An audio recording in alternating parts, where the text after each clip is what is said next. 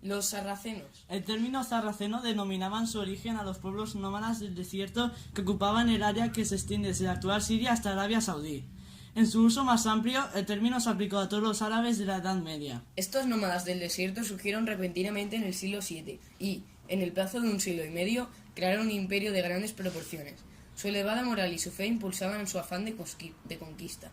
A principios del siglo VIII, los sarracenos de Tánger invadieron la península ibérica y conquistaron el reino visigodo establecido allí tras la caída de Roma. En Oriente, los sarracenos arrebataron Asia Menor a los bizantinos e intentaron tomar Constantinopla con un ataque combinado desde tierra y mar. Pero las altas murallas de la ciudad frustraron el ataque por tierra y la flota sarracena también fue derrotada. Las invasiones vikingas. Las invasiones vikingas en Europa, para comenzar a hablar de los ataques. Uno de los focos donde se realizó una mayor intensidad de ataques de saqueo fue precisamente el noroeste de Europa, el cual estaba conformado por Inglaterra, Irlanda, Escocia, Gales, Islandia y Groenlandia. También por el oeste atacaron las costas atlánticas del Imperio Franco y de Hispania. Llegaron hasta Italia pasando por el estrecho de Gibraltar. Y por el este pasaron por el Principado de Kiev hasta llegar a Constantinopla. Las expediciones de saqueo en todos los lugares, pues los vikingos fueron saqueando, tomando sus ciudades y territorios enteros, aprovechando la debilidad de los diferentes reinos que había en las islas inglesas. Por otro lado, la colonización en muchos puntos del territorio, pues encontraremos un gran número de asentamientos vikingos. Estos invasores buscaban, entre otras cosas, buenas tierras y mezclarse con la población autóctona. Así encontraremos dos buenos ejemplos, siendo uno Irlanda, Escocia y Groenlandia. Los vikingos mezclaban la piratería con el comercio y la colonización. Durante 2 siglos tuvieron en vilo la subsistencia de la civilización cristiana en el oeste de Europa. Arrasaron innumerables monasterios, llevando a su fin la monarquía irlandesa y de Northumbria.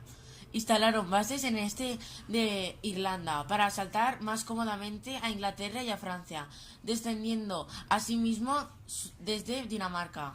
Los vikingos también saltaron de isla en isla por las escocesas, Islandia y Groenlandia, hasta la península del Labrador, en América, donde su breve estancia fue repelida por los indios.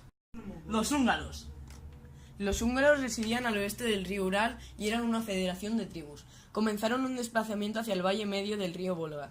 Entraron en contacto con tribus turcas en las que se adoptaron prácticas y hábitos. Su primera incursión en territorio centroeuropeo está datada en el 862. Los húngaros se instalaron en la antigua Panonia, que convirtieron en base de operaciones para lanzar ataques de saqueo contra sus vecinos. Desde allí persiguieron a los misioneros alemanes enviados con el fin de cristianizar la Europa del Este. Los continuos ataques húngaros se convirtieron en un dolor de cabeza para todos sus vecinos. Arnulfo de Carintia, emperador del Imperio Carolingio, contrató a los húngaros para atacar a la Gran Moravia, un imperio eslavo que ocupaba gran parte de la Europa central. Se estima que los húngaros lanzaron 4 expediciones contra Bizancio y 35 contra el occidente europeo. Tras destruir la Gran Moravia, los húngaros continuaron con sus ataques contra Occidente, llegando hasta la península ibérica.